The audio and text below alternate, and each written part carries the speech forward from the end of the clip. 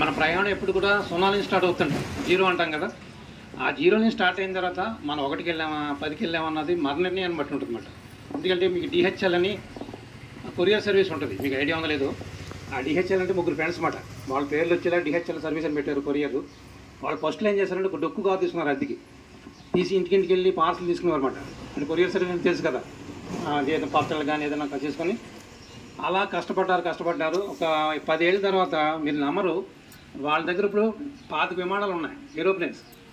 విమానం కొనాలి కష్టం కదా, 100 కోట్లు ఉంటుంది ఒక విమానం. తర్వాత 5 లక్షల మంది పనిచేస్తున్నారు వాళ్ళ దగ్గర. 3 ఫ్రెండ్స్ కూడా ఇంటింటికి వెళ్ళి కొరియర్ సర్వీస్ తీసుకుని ఇంటింటికి వెళ్ళి ప్యాకెట్లు పంచిన వాళ్ళు. అంటే ఏంటంటే మనలో కూడా ఏంటంటే మగ్గం నేర్చుకుంటారా, టైలింగ్ నేర్చుకుంటారా, లేదా ఏ బిజినెస్ పెట్టుకున్నా సరే పట్టుదల కృషి ఉందనుకోండి, మీరు కూడా పై స్థాయికి వెళ్ళొచ్చు. అంటే మన అన్నీ కూడా చాలాసార్లు ఏం చేస్తుంటే ఎవరినో విజయం సాధించిన తర్వాత మనం చెప్పుకుంటున్నాం.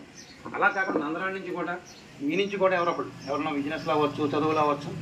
చాలాసార్లు ఏమవుతుందంటే ముందు వెళ్ళినప్పుడు గ్యారంటీ వాళ్ళు ముందు సక్సెస్ అవుతారు.